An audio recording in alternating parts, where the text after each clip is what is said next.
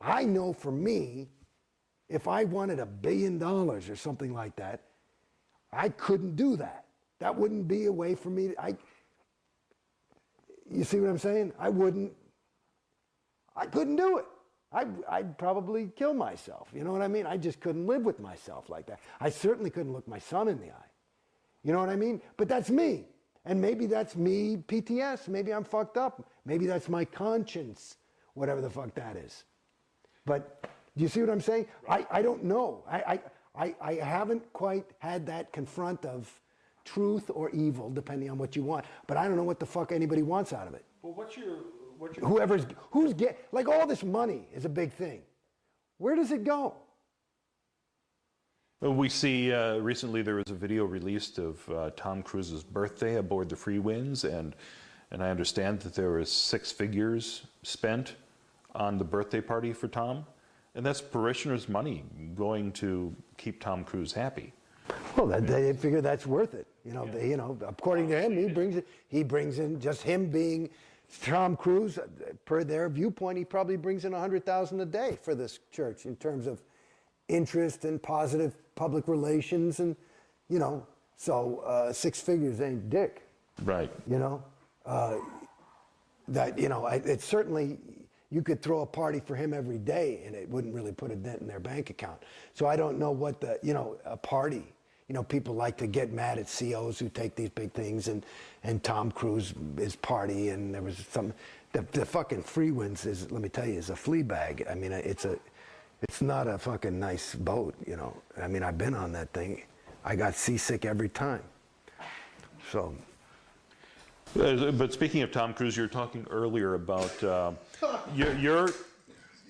your identity being stripped and being replaced with that of Scientologist, and certainly you can see that in Tom Cruise and in the recent videotape that was released. I mean, yeah, but I would suspect that that's what's happened, and he was off for a while, and he's in gung-ho. I'm sure he went through a big ethics cycle and woke up, because he probably had some trouble with his wife and he found his ruin. I think I would just, maybe he has trouble with girls or something like that. That might be his whatever. I don't know. Anyway, he's. But at any rate, he seems like the ideal of what a Scientologist should be. I mean, dedicated. Well, I was in there. COB called me the poster boy for Scientology. I was as gung-ho as you could get. How did it turn around for you? Why did you start to doubt? Well, it not only didn't work anymore, the more auditing I did, which I was more and more encouraged to do, the worse I got. I was starting to go fucking crazy. And it was fucking me up. How far up the bridge did you go? I'm a Class 5, OT5. I've done all my L's. Done a lot of, what do you call those fucking things? All those other courses, data series things, and blah, blah, blah. You know what's interesting to me? There was a big thing about maybe 2 years ago, or a year and a half ago, that everybody wanted you to listen to your congresses, which is a Congress was this, meeting that LRH had starting in early 60s, and he would get a group of people together and he would give a series of lectures on X. And usually it all really had to do with clearing, because all the Congresses were having to do with clearing. And well, let me give you, remember that I'm talking about the Congresses. I'm going to give you the unabridged version. Is that okay? Sure. You sure? I got time. Okay. When I was in that TR's course, my very first week in Scientology. Now again, I'm an actor, so communication is something I kind of do for a living. So, and that's a whole course about communication. So I felt like I'm pretty good at this naturally.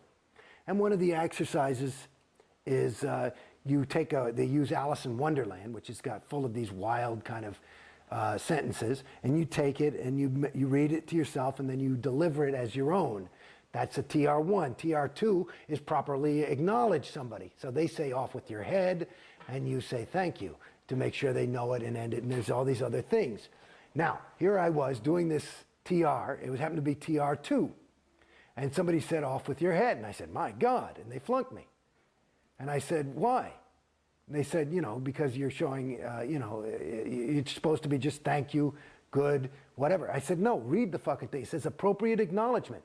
If somebody says off with your head, why do you think he chose Alice in Wonderland? And they bring the head technical person in the fucking place, and they're all invalidating the shit out of me, and I'm sticking to my guns. I finally am crying. I said, you guys are fucking wrong. Who the fuck talks like that? Thank you. I got it. Okay. Good. Wow. That would be way too much. Wow. Okay? I totally duplicate that. This is the way you're supposed to talk. I'm really talking to you. But do you see how I'm not? So it's there. this is perfect in terms of their idea. All right, I got it. Okay, so that was good TRs, wasn't excellent. Excellent TRs is more like this. You're really conversational, but I'm not moving, and I'm really looking at you, and I'm ready for everything. And I don't blink, and I'm not really, your eyes stink. Okay? So it's that kind of fucking deal. Some gum wore Sue up. Anyway, that's just a private joke. Okay. You know that one, right? Anyway, Mu Gu Gai Pan. These are words that just, you can talk gibberish in Scientology to help you learn your TRs. And one of the things written down is some gum wore Sue up. That's not a sentence. That's like written like Chinese, S-U-M. Anyway, so at any rate, so I'm in there and I'm fucking crying and shitting and like blah, blah, blah. So finally I stop and I toe the line and I'm like, thank you, okay, good, And then about 4 years later, in some event, COB, David Miscavige says, hey, there's been this big breakthrough in this golden age of tech. Fucking piece of shit. One of the things is, here's the real thing. People have been doing the improper acknowledgement. You're supposed to have, it says appropriate acknowledgement. And they have LRH on tape saying, somebody said off with your head and he goes, my God, that's the right way to do it. So here I was, this guy, first day of school, and I had it right. Now, cut 2. You're asking me how I got out. So I'm in the fucking thing, and they keep telling me I got to do this action, and I got to do this, and you got to do this sec checking, and all this shit. And I'm like, you fucking people, I wouldn't show up here if I wasn't ready. And they would be sec checking, which is basically asking me for my crimes and charging me thousands. I probably paid 50 grand, in sec checks to get this shit together because everything was fucked up. So it must be that I'm fucked up. And I kept saying, these sec checks are killing me. And this is the standard tech now. This is the golden age of tech. And I finally just said, you know something, motherfuckers?